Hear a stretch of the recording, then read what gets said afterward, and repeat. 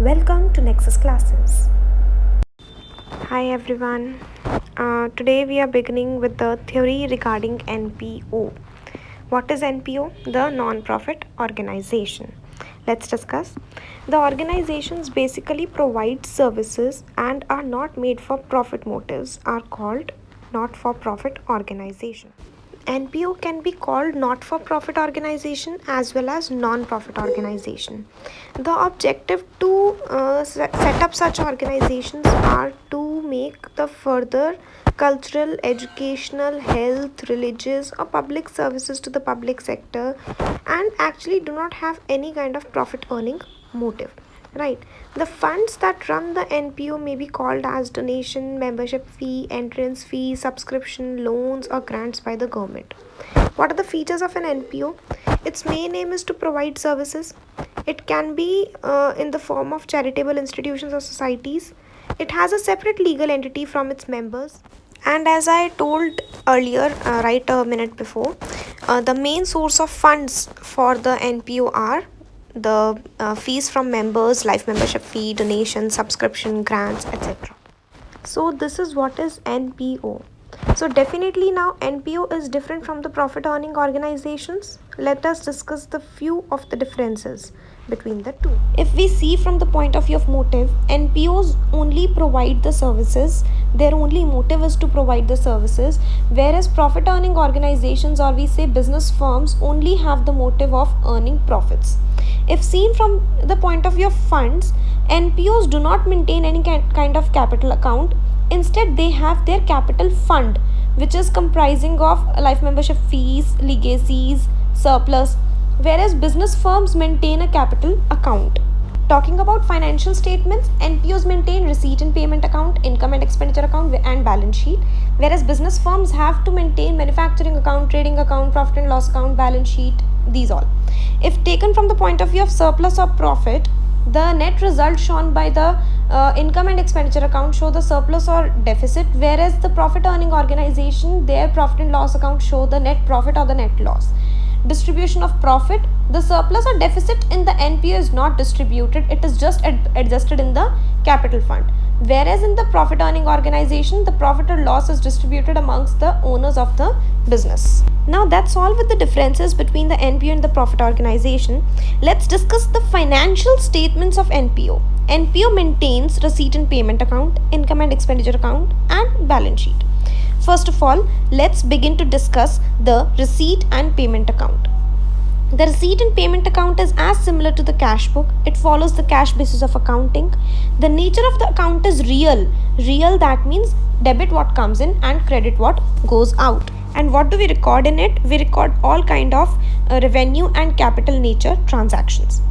Receipt and payment account is different from cash book. It is similar to cash book but has differences. Let's discuss the differences between the two. Receipt and payment account is a summary of cash book and is prepared from the cash book, whereas cash book records each transaction of receipt and payment account separately. The period, if we talk about period, receipt and payment account is prepared at the end of the accounting period, whereas the cash book is maintained on the daily basis with the regular dates, and whereas we do not show any kind of date in receipt and payment account, we just refer it above receipt and payment account for the year ended 31st March, whichever year is. Institutions that prepare receipt and payment account are called NPO, whereas for cash book it is prepared by all organizations, be it NPO, be it a normal profit making organization or anything. The under receipt and payment account, instead of debit and credit side, there are receipt and payment side, whereas definitely in cash book there are debits and credit side. There is no ledger folio in receipt and payment account, whereas in the format of cash book you definitely find a ledger folio. That's all. After this, now let's have a look at the format of receipts and payment account. The debit side of the receipt and payment account is called receipt and the credit side is called payments. It is based on the nature of real account, that is debit what comes in, that means all the receipts, and credit what goes out, that means all the payments. Take a screenshot of the slide and analyze carefully that on the receipt side we have all the incoming cash things and on the payment side we have all the outgoing cash things. So winding up with this, now we begin with the income and expenditure account, which is similar to the profit and loss account. Unlike profit and loss account, It does not have any kind of net profit or net loss, but it has surplus and deficit. If debit is more than credit, then it is in deficit. If credit is more than debit, then it is in surplus. The nature of the account is nominal, that is, debit all the losses and expenses and credit all the incomes and gains. Unlike receipt and payment account, this account follows accrual basis of accounting. It records the transactions of revenue nature only. We discussed in the first point that income and expenditure account is similar to profit and loss account, but there are a few differences between the two. Let us discuss those. The object of income and expenditure account is to determine the surplus or the deficit, whereas the object of profit and loss account is to determine the net profit or net loss incurred. The income and expenditure account is prepared by the NPOs, whereas the profit and loss account is prepared by the business enterprises. If we talk about method of preparation, income and expenditure account is prepared on the basis of receipt and payment account and other information, whereas profit and loss account is prepared on the basis of trial balance and other information. The balance. If we talk about the balance in the account is called surplus or deficit, as we discussed above, whereas in the profit and loss account it is net profit or net loss. After this, let's have a look over to the differences between the income and expenditure account and the profit and loss account. The purpose to prepare receipt and payment account is to know the cash receipts and the cash payments, the balances at the end, whereas the purpose of account income and expenditure account is to show the net results of the activities that has taken place during the whole year that results in the surplus or the deficit. If we talk about nature, the nature of receipt and payment account is real account. We discussed in the previous slides that it records debit what comes in and credit what goes out, whereas income and expenditure account records the nominal nature items like debit what is the loss or the expenses, whereas credit all incomes and gains. The basis of accounting followed by the receipt and payment account is the cash system, whereas income and expenditure account follows the accrual basis. The opening and the closing balances in the receipt and payment account are the cash balances and the bank balances, whereas there is no opening balance in the income and expenditure account, and it ends with the surplus or deficit. Receipt and payment account has the items of revenue as well as capital nature, whereas income and expenditure account has only revenue nature items. The receipt and payment account record items of the previous, current and the subsequent period that is coming up, whereas the income and expenditure account records all items related to the current period only, which is very important thing to be known as that income and expenditure account records items of the current year alone. That's all. Let's take a look on the format of the income and expenditure account. On the debit side, we have all the expenses and losses. On the credit side, we have all the incomes and gains which are of revenue nature only. On the both side, we have transactions of revenue nature only. That is all with the income and expenditure account theory. Now let's talk about the balance sheet of NPO. There are differences between the balance sheet of a business firm and NPO. Simple as that. It records capital as capital fund and all the excess of assets over liabilities. The excess that comes up is called the capital fund. In that, we used to record the business firm balance sheet, we used to record the capital. Here we name it as capital fund. That's all with the difference. The coming up slide shows you the format of the balance sheet. So have a look at the format of the balance sheet. Liabilities on this side and assets on the other side. The name of the organization is to be mentioned. The balance sheet word is to be mentioned. Then the date as on which it is prepared. That's all. Observe the format carefully, take a screenshot of it and make into your notes or do whatever suitable. Observe it carefully. Now let's talk about a few important terms related to NPO, beginning with subscription. Subscription is actually the amount paid by the members periodically, that can be quarterly, half yearly or yearly, so that the membership remains alive. To be a part of an organization, we pay a certain amount of income that is called subscription. It is the amount that every member pays to the organization to be the lively member of the organization. This is kind of a revenue receipt and is the major source of income. It can be recognized based on the accrual concept. Subscription is the major source of income of a non-profit entity.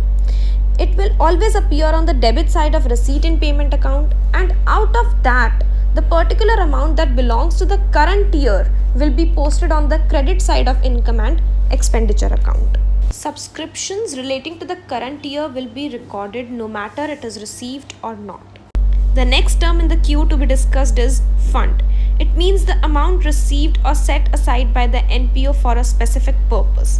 Somebody may donate it, calling it fund. The NPO may keep it aside by itself, calling it fund.